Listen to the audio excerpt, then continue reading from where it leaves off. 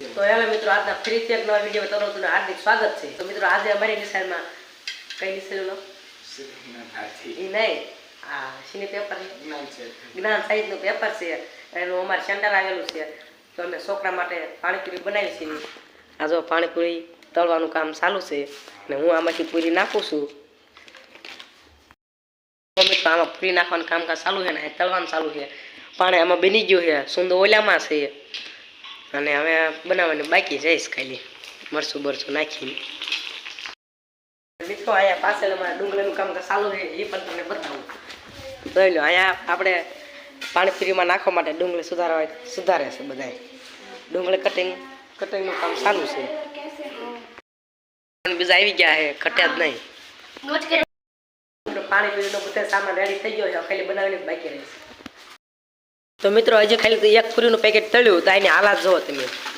જો એને પરસેવો જો તમે ખાલી જો એક પૂરીનું પેકેટ તળ્યું એમાં એટલે જ થઈ.